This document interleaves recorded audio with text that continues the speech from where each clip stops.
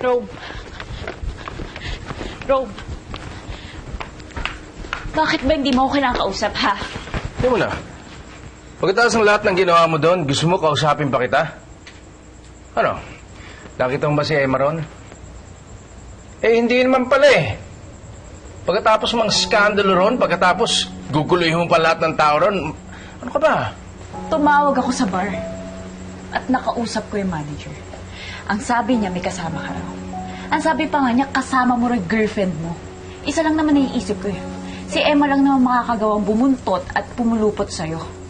So, totoo ba? Kasama mo ba siya kanina? Ma'am, wala po si Ma'am Emma doon. Ikaw ba tinatanong ko? Ikaw na ba si Rome ngayon? Alam mo, ikaw may kasalanan ka pa sa akin. Ibang pangalan ng bar ang sinabi mo, kaya hindi ako nakarating ng maaga. Georgia, pati ba naman si Mamando papatulan mo pa? Tigilan mo na nga. Rome, I'm sorry. Alam mo, hindi ko alam kung bakit ako nagkakaganito eh. Napaparanoid ako every time na hindi tayo magkasama. Tapos sumisingit si Emma sa'yo. Ang gusto ko lang naman makasama ka tonight. Na hindi pa tayo nakapag-celebrate na anniversary natin. Rome. Simula nung nakita ko kayo magkayakap ni Emma dun sa rest house, hindi na ako mapakali. Ang ramdam ko, unti-unti ka nang kinukuha sa akin ni Emma. At ayokong mangyari yan kasi mahal na mahal kita eh.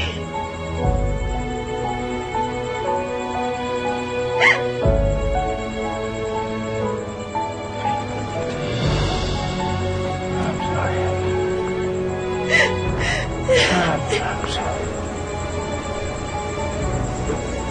I'm sorry, Georgia. Alam mo yan.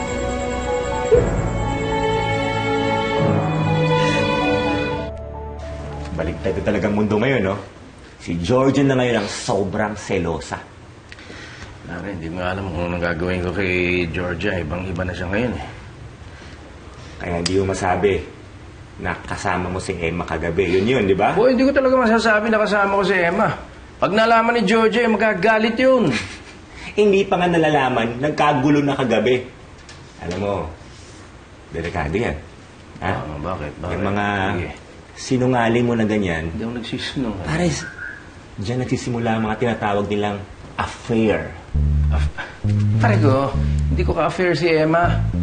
Okay? Well, sa mata ng batas, hindi. Kasi technically, magkasawa pa kayo. Oh, Pero hindi pa lang kayo tagal. Pero nakakatawa nga. Nakakatawa pa rin. Alam mo bakit? bakit? Ang magiging kabit mo, ang dati mong asawa. Hindi ko, pare, ang gulo nito. Hindi ko kabit si Emma, okay? Magkaibigan lang kami. Hindi, wala akong affair Hindi or ko what. sabihin friends lang kayo. Friends lang kami. Wow! Ano masama? Kagabi, kasama mo sa bar. Oh. The other night, nasa hotel kayo magkasama, tapos sasabihin mo sa akin, friends lang kayo. Pare naman, hanapan mo naman akong ganyang mga friends, nakakaingit ang buhay mo.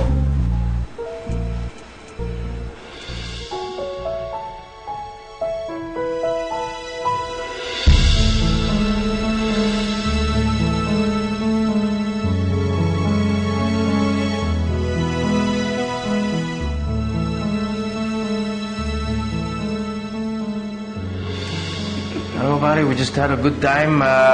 Hindi ko naman siya inaya sa loob ng disco. Nangyari yung nangyari. Yan. Mukha kang masaya.